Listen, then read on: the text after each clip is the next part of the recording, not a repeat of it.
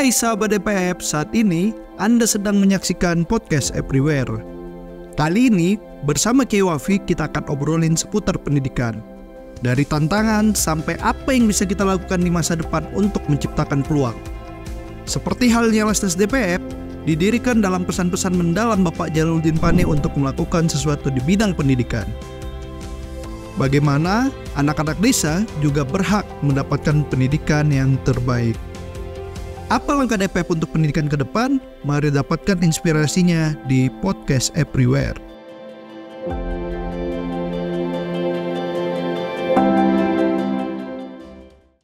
Assalamualaikum warahmatullahi wabarakatuh. Alhamdulillah kembali lagi di podcast Everywhere, sahabat Lasnas DPF. Kali ini kita kedatangan kembali Bapak Kiai Haji Wafiuddin Sakam, yang sebelumnya sudah sama-sama kita saksikan, kita membahas mengenai pendidikan dan perjalanan Pak Kiai ke luar negeri. Dan kali ini kita akan sedikit menyambung pembahasan yang lalu, tapi dalam konteks tempat kita nih, Lasnas DPF, yang didirikan dengan semangat dan visi untuk pendidikan. Assalamualaikum Pak Kiai. Waalaikumsalam warahmatullahi wabarakatuh. Alhamdulillah ketemu lagi ya Pak ya. Alhamdulillah. Semoga terus sehat Pak. Amin. Enggak ini ya Pak, ya nggak bosan dimintai waktunya untuk ngobrol-ngobrol ya Pak. Untuk umat. Untuk umat. Hanya ini yang bisa diberikan.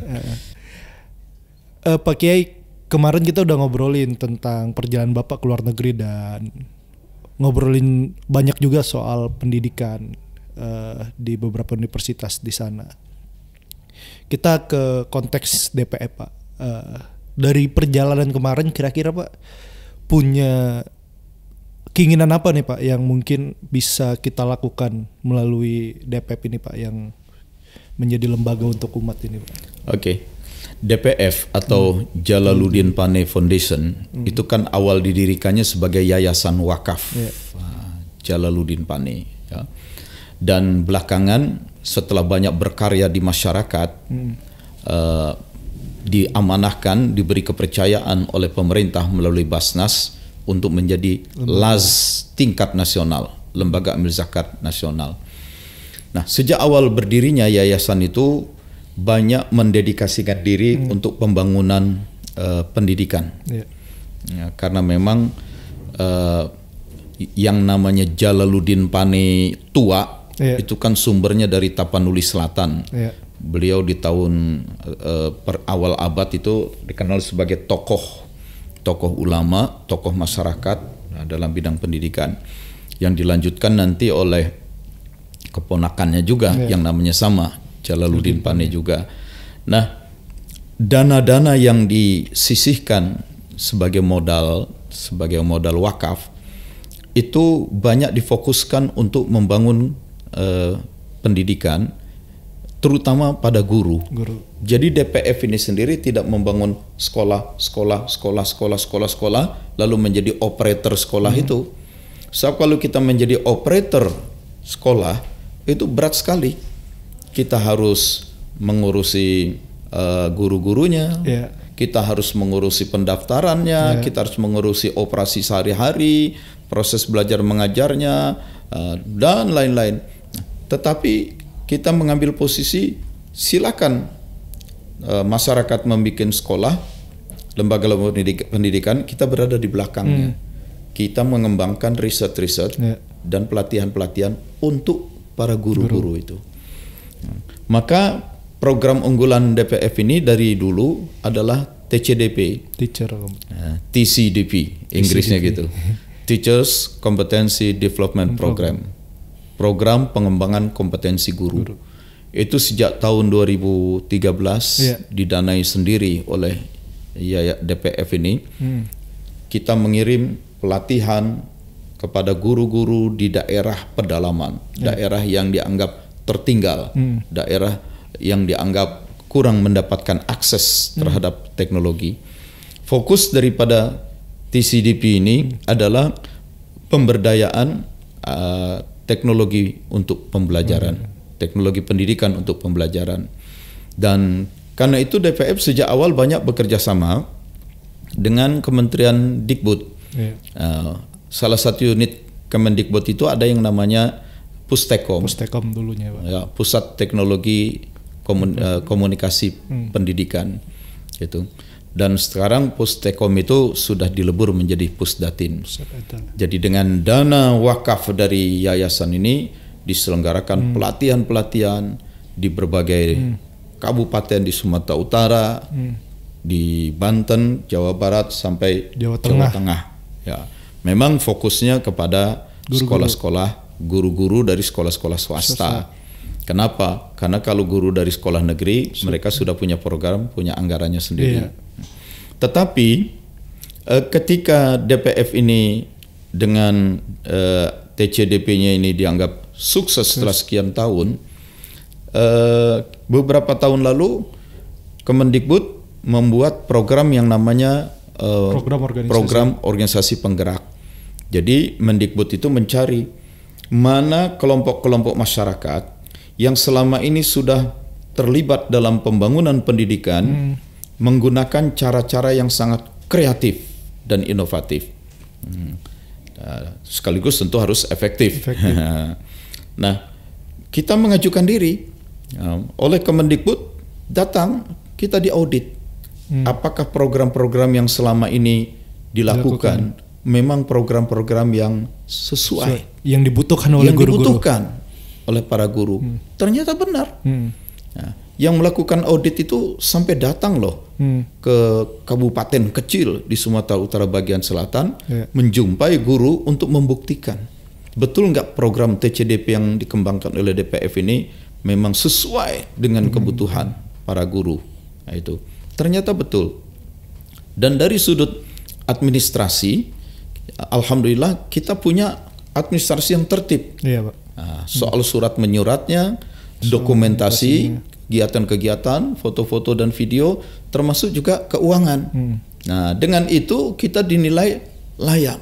Nah, jadi Yayasan Wakaf ini meskipun berangkat dari Sumatera Utara, tetapi kemudian dianggap layak untuk mengemban tugas dari Kemendikbud tingkat nasional, bermitra sebagai mitra untuk menyelenggarakan pelatihan-pelatihan guru-guru dengan keahlian yang sudah kita kembangkan. Iya, benar. Nah, keahlian yang sudah kita kembangkan itu yang sudah mendapat pengakuan dari Kemendikbud. Jadi kita tinggal melanjutkan saja program. Kalau dulu semata-mata dananya dari dana wakaf, sekarang ada bantuan bekerja sama dari pemerintah, dan terlebih lagi setelah kita menjadi diamanahkan sebagai Lasnas, Lembaga Amil Zakat Nasional, maka akan lebih banyak lagi dana-dana zakat yang terhimpun yang kemudian kita salurkan. Nah, bukan hanya dana zakat itu untuk fakir miskin ngasih makan saja, tapi yang paling penting adalah memberi pendidikan. Itu memberi pendidikan. Berapa banyak lembaga-lembaga pendidikan, sekolah-sekolah Islam di daerah-daerah yang agak terbelakang itu kualitasnya sangat menyedihkan. Nah, kita bantu di sana. Beberapa. Itu. Mengapa Pak guru-guru? Ya, karena ketika guru yang kita bidik, guru itu memiliki multiplying effect yang lebih luas.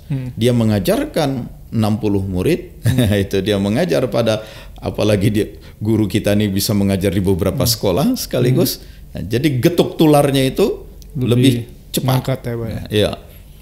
Karena bagaimanapun pendidikan mau hebat kayak apa sarana fisik gedungnya, seragamnya, biaya yang mahal, tetap aja inti dari pendidikan adalah PBM. Proses belajar mengajar itu sendiri. Dan dalam PBM itu aktor utamanya adalah guru. Jadi kalau kita bikin lembaga mau memperbaiki pendidikan, yang paling utama bukan semata-mata gedung sekolahnya, laboratorium, infrastruktur ya Pak. Infrastrukturnya, tapi kualitas gurunya. Itu. Tapi kan banyak yang bilang Pak, kerja-kerja untuk pendidikan ini kan investasi yang panjang, yang baliknya juga nggak tahu baliknya mau bagaimana atau segala macam. Mengapa ini menjadi pilihannya DPF Pak untuk berada di jalan ini Pak? Karena DPF ini baik sebagai badan wakaf maupun sebagai lembaga amil zakat itu bukan lembaga komersial. Kalau lembaga komersial yang dicari memang profit, harus cepat itu. Tapi sebagai lembaga sosial, meskipun dikelola secara profesional, tetap yang dipertimbangkan adalah muatan idealisme itu. Sebab bangsa ini tidak akan maju kalau pendidikannya tidak dibenahi. Dan problem dasar, salah satu problem besar pendidikan kita ini kan adalah kesenjangan, kesenjangan antar wilayah. Ya, kota-kota besar dengan pedesaan kualitas pendidikannya sangat berbeda. Jawa dengan luar Jawa begitu juga. Nah, itu sebabnya DPF ini mengambil posisi markas besarnya itu di Sumatera, bukan di Jawa ini. Nah, meskipun kantornya ada di mana-mana. Nah, itu ya. Nah, jadi memang pendidikan itu lambat itu. Iya. Maksudnya kalau ngelihat dampaknya itu kan kayak oh nanti baru beberapa tahun ke depan mungkin akan bisa dilihat, Pak. Saya lupa ada seorang peneliti internasional ketika Pak Harto mengembangkan konsep SD Impres. Maka ada banyak sekali desa-desa yang tidak punya sekolah dengan program SD Impres itu, maka terbangunlah sekolah. Dan ketika anak-anak yang tidak sekolah menjadi sekolah, kemudian setelah dia nanti 12 tahun, 15 tahun akan datang, mereka menjadi pekerja-pekerja, menjadi SDM yang lebih terampil. Nah, itu sebabnya meskipun Orde Baru itu, Pak Harto itu jatuh tahun 1998 karena krisis moneter, tetapi orang tidak bisa mengingkari pembangunan ekonomi di Orde Baru itu berhasil, sangat berhasil, itu, ya, sehingga kita bisa swasembada sembako, swasembada pangan, ya, kemudian kita bisa melahirkan universitas-universitas yang kelasnya bisa masuk kelas dunia, itu.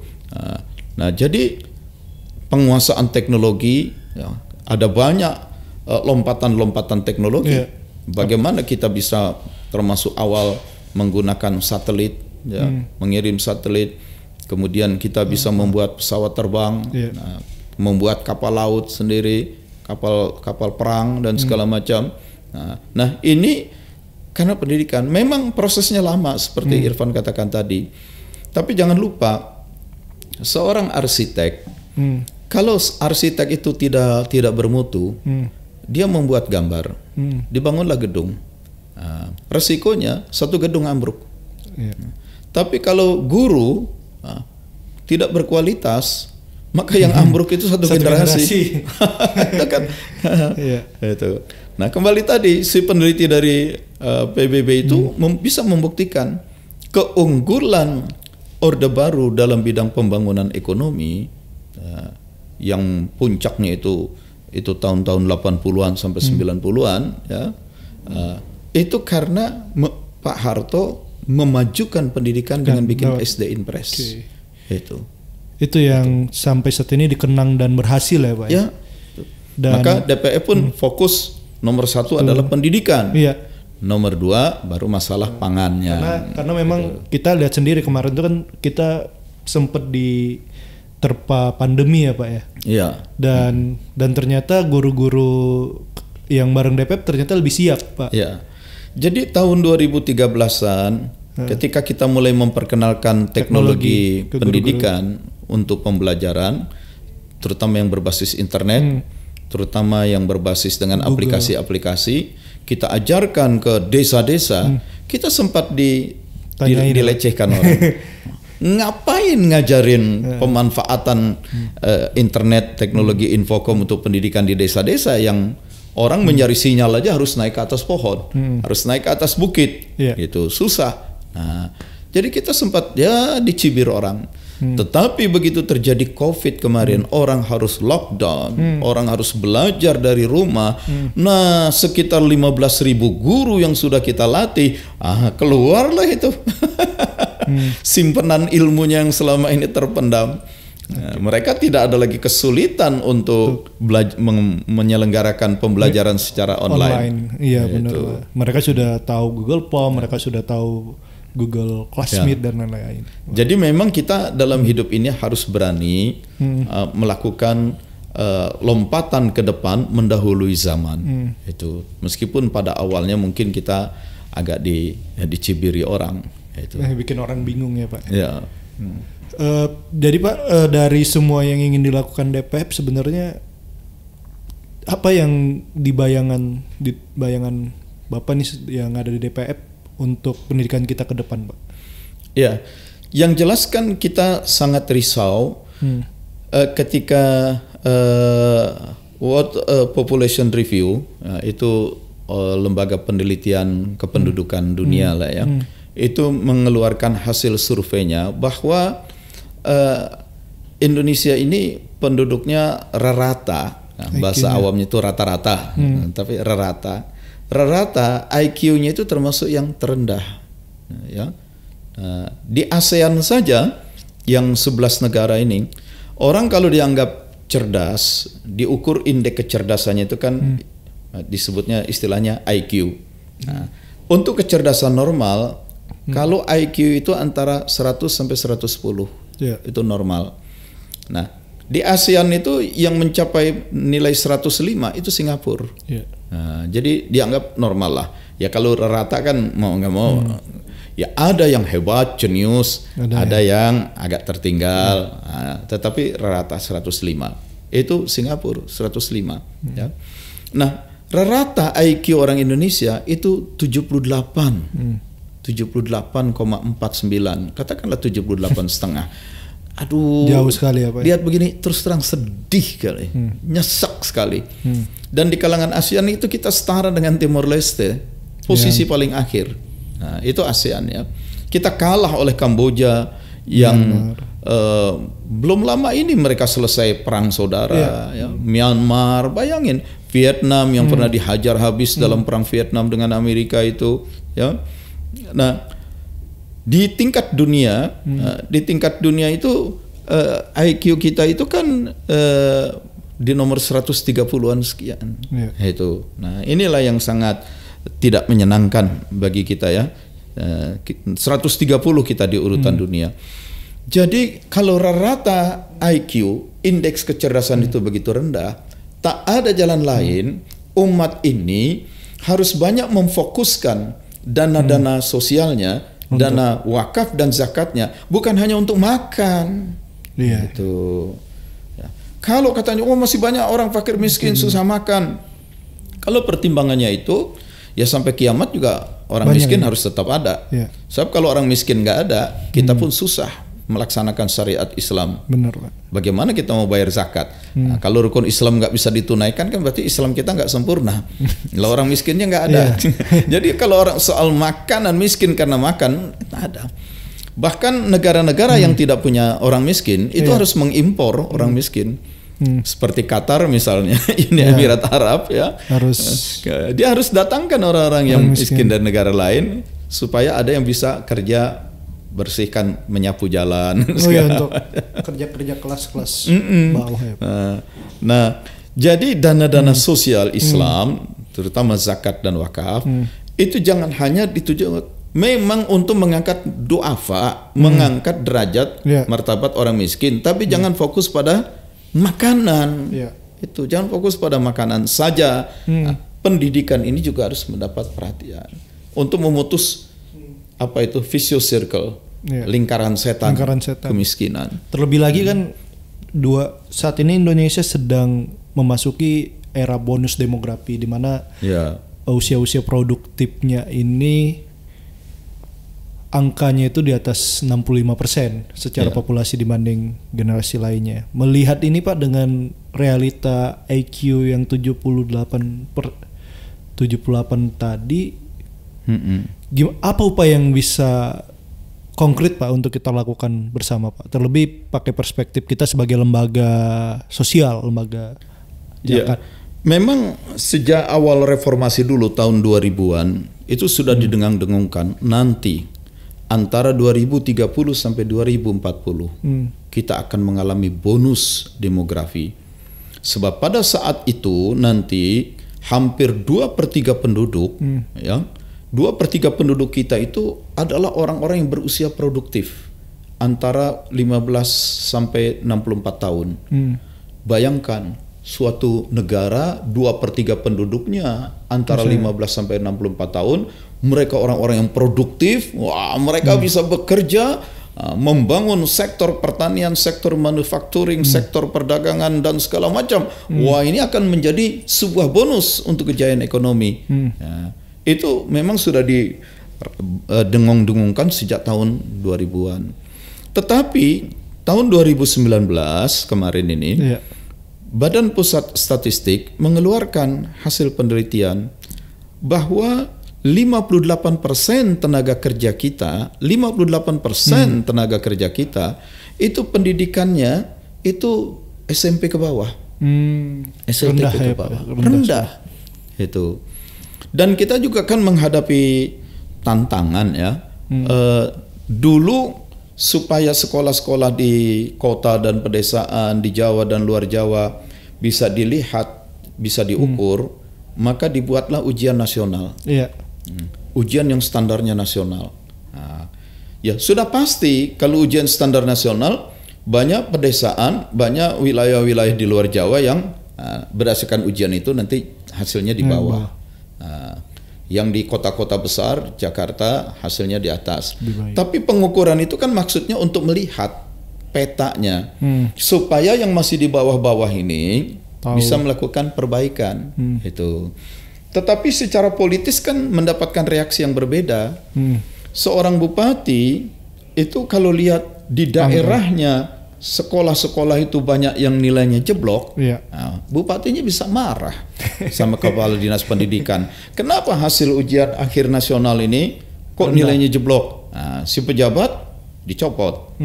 Nah, sebelum si pejabat dicopot, kepala dinas pendidikan dia mencopot dulu kepala sekolah. Nah, kepala sekolah nyopot dulu para gurunya, wali kelasnya.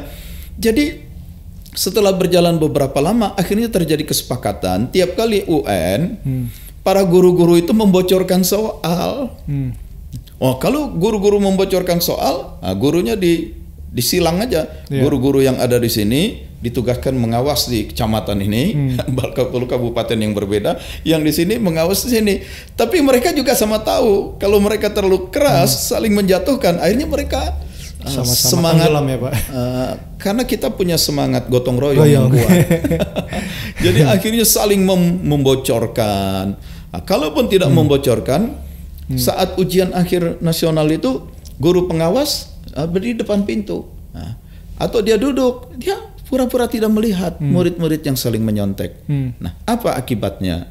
Banyak anak-anak lulusan SD, lulusan SMP itu tidak bisa menulis dengan baik. Nah, kembali tadi, memang 2/3 penduduk kita orang-orang produktif. Tapi dari orang-orang produktif itu pendidikannya 58% itu SLP ke bawah. Nah, juga kebanyakan lulus SLP-nya itu sekolah-sekolah yang kualitasnya nggak bagus juga. Ya. Kalau begitu, apa artinya bonus demografi nanti? Apakah betul mereka akan menjadi faktor yang menopang pembangunan ekonomi, atau mereka justru hanya akan menjadi beban? Itu di tingkat pendidikan menengah ya, sampai ke bawah. Di tingkat pendidikan tinggi juga begitu. S1, S2, S3, kita terlalu banyak menghasilkan doktor dalam bidang soft science, dalam bidang-bidang sosial, manajemen.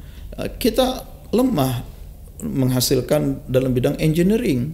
Nah, jadi akhirnya kurang mampu menopang pembangunan juga. Nah, ini mau tidak mau memang kita harus lebih, lembaga-lembaga amil zakat, lembaga wakaf memang harus menaruh perhatian lebih besar kepada pendidikan. Ada satu ungkapan yang menarik. Kalau kita melihat sebuah problem sosial, ada problem sosial, kita jangan fokus semata-mata pada korbannya saja. Problem sosial itu ada kemiskinan, ya, kemudian karena kesenjangan ekonomi, kan ada korbannya. Jangan fokus pada korbannya saja. Kita harus fokus juga pada dalam situasi seperti itu siapa yang banyak mengambil keuntungan. Kalau kita fokus pada korban, nangani orang miskin melulu, ya korbannya di mana-mana. Tapi kemiskinan itu, korban itu muncul karena kebijakan segelintir orang tertentu. Nah, dialah yang kelompok yang segelintir ini yang paling banyak mendapatkan keuntungan. Maka yang harus disasar itu adalah di sini sangat tepat penyampaian pesan-pesan moral keagamaan. Kaila yakuna dulatan bainal agniya'i minkum. Jangan dibiarkan kekayaan, aset produktif itu menggumpal, terkonsentrasi pada segelintir elit saja. Hendaknya semua kekayaan itu, potensi ekonomi itu diturunkan ke bawah. Nah, ada proses distribusi aset. Nah, jadi yang dibidik bukan hanya si miskinnya saja, tapi si elit, si kaya, si berkuasanya ini, si penguasanya. Jadi emang saat ini melihat tadi ya Pak ya, tentang bonus demografi, melihat IQ kita, memang kerja-kerja untuk pendidikan ini penting sekali ya Pak ya untuk kita lakukan Pak. Sangat penting, dan pembangunan suatu bangsa itu tidak bisa hanya menunggu dari para elit politik. Karena elit politik pun sudah sibuk dengan agenda 5 tahunannya. Elit politik itu kerja paling 2 tahun lah. Setelah dia menang, pegang jabatan, dia mengatur distribusi kekuasaan supaya terjadi keseimbangan, tidak terlalu protes-protes. Itu tahun pertama. Tahun kedua, ketiga, mungkin dia kerja ngurusin negara. Tahun keempat, kelima, dia udah harus siap-siap untuk pemilu berikutnya. Kalau tahun kedua ketiganya benar kan ya, kalau tahun kedua ketiga itu dia sibuk mikirin bagaimana pulang modal pemilu yang kemarin, lalu kapan dia kerjanya untuk masyarakat? Masyarakat ini tidak akan bangkit kecuali masyarakat itulah yang membangkitkan dirinya sendiri. Terlalu berharap kepada elit itu sulit. Mereka sendiri sedang sibuk mikirin dirinya sendiri. Itu tadi Pak. Karena memang berarti kerja-kerja pendidikan ini sebenarnya harus dimulai dari kita semua ya Pak. DPEP sebenarnya ingin mengajak itu semua ya Pak ya. Ya, DPF ini kan masuk kategori NGO sebenarnya, atau organisasi filantropi. Hanya dia berbasis keislaman. Artinya memiliki landasan teologis yang sangat kuat. Ngurusi zakat dan wakaf itu kan rukun Islam ketiga. Nah, bayangkan rukun Islam ketiga kalau tidak diberesi, berarti meskipun Anda seorang haji, tetap aja rukun Islam Anda nggak sempurna. Nah, tauhid itu penting, rukun Islam pertama. Nah, tapi itu kan sangat spiritual, sangat personal, hubungan manusia dengan Tuhannya, tauhid atau tidak, syirik atau tidak. Dan itu dibuktikan dengan rukun Islam kedua, yaitu sholat. Yaitu dari sholat itulah orang nggak bisa ngaku saya bertuhan tapi nggak sholat gitu. Nah, jadi ketauhidan yang personal dan ritual vertikal dibuktikan dengan sholat. Nah, yang ketiga, bahwa kamu betul-betul bertauhid, tunduk taat kepada Allah, maka Allah memberi perintah kepada kamu zakat, sedekah. Nah, kamu harus menaruh kepedulian terhadap keadilan sosial. Nah, karena kalau hubungan manusia dengan Allah yang vertikal, nilai tertingginya itu adalah takwa. Benar. Nah, tapi hubungan yang horizontal sesama manusia, menurut Islam nilai tertingginya adalah adil. Dan antara adil yang horizontal ini, kehidupan sosial, dengan takwa yang ritual itu tidak bisa dipisahkan. Dalam surat Al-Maidah, i'dilu huwa aqrabu littaqwa. Adillah kalian karena adil itu sangat dekat pada ketakwaan. Tidaklah seseorang disebut takwa hanya karena banyak sholat, ibadah ritualnya, tapi dia tidak menaruh perhatian pada keadilan. Nah, maka nomor 3 itu upaya untuk mewujudkan keadilan sosial. Rukun Islam yang ketiga. Dan itu berat. Karena orang sehari-hari kan susah payah jungkir balik cari harta. Setelah cari harta, loh kok harta itu harus diberikan kepada orang lain? Ini susah. Karena di dalam diri ada hawa nafsu. Hawa nafsu yang ingin serakah, dan di luar diri manusia ada setan yang selalu, salah satu teror intimidasi yang disampaikan oleh setan adalah kamu jangan bersedekah, nanti kamu jadi miskin. Nah, maka untuk menahan gejolak hawa nafsu yang serakah dan pelit, untuk menahan tipuan setan yang menakut-nakuti orang dengan miskin, maka datanglah rukun Islam yang keempat. Rukun Islam keempat itu adalah puasa. Karena puasa itu adalah junnah, benteng bagi godaan setan. Puasa itu adalah latihan untuk menekan hawa nafsu. Dan akhirnya rukun Islam yang kelima adalah berhaji. Haji itu bukan sekadar pergi ke Mekah, ke Arafah, tapi dia harus meninggalkan. Dia berlatih meninggalkan tanah airnya, meninggalkan keluarganya, meninggalkan harta bendanya, kepentingan bisnisnya yang mungkin dia tidak akan kembali lagi. Nah, dia lepaskan semua itu demi taat kepada Allah. Tetapi puncak haji adalah wukuf. Nah, wukuf itu ngapain? Wukuf itu kumpul dengan manusia dari berbagai etnis, dari berbagai lapis sosial, kumpul, ya diam aja di Arafah, kontemplasi, merenung. Kalau zikir-zikir itu kan ya zikir-zikir supaya untuk mengarahkan jangan sampai jiwa ini menghayal nggak karuan gitu. Nah, tapi intinya ingat Allah bersama semua manusia. Jadi ujung-ujungnya rukun Islam kelima itu misinya adalah global humanity, kemanusiawian yang global. Nah, rukun Islam pertama tauhid, rukun Islam kelima adalah global humanity. Masya Allah, vertikal, horizontal, tidak dipisah. Di tengah-tengahnya nomor 3 zakat. Wakaf. Jadi terakhir nih Pak, harapan yang ingin DPF sampaikan kepada teman-teman di sini, kira-kira apa yang kerja-kerja bisa kita lakukan bersama-sama Pak untuk pendidikan ini Pak? Terutama kepada kaum muda yang menjadi 2/3 penduduk ini, cobalah Anda jangan fokus bagaimana bekerja itu sekadar menjadi pegawai yang penghasilan pas-pasan saja. Tapi berpikirlah bagaimana mengembangkan kreativitas, mengembangkan kewirausahaan, entrepreneurship, tapi dalam bidang sosial. Nah, itu yang kita sebut dengan istilah sociopreneurship. Dan dalam bidang sociopreneurship ini, entrepreneurship berbasis kehidupan sosial, sangat mungkin kita pun mengimplementasikan, memanfaatkan teknologi-teknologi yang mutakhir.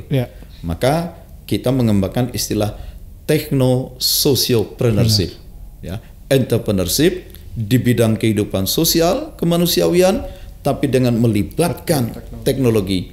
Sebab jangan sampai teknologi itu hanya digunakan, dilibatkan hanya untuk kepentingan militer, perang sana sini, hanya untuk kepentingan komersial, mengejar-ngejar profit oleh para kapitalis. Manfaatkan, tarik teknologi itu untuk pembangunan sosial.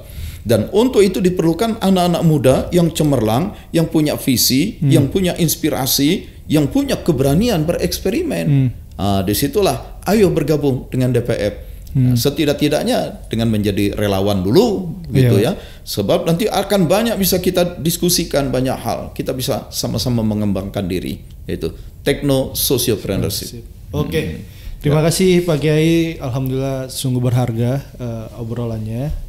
Terima kasih teman-teman yang sudah menyaksikan podcast kita kali ini. Semoga bisa membawa menjadi semangat baru buat teman-teman untuk melangkah ke depannya dan bisa kerja-kerja lebih hebat untuk pendidikan kita. Kami pamit undur diri. Assalamualaikum warahmatullahi wabarakatuh. Waalaikumsalam warahmatullahi wabarakatuh.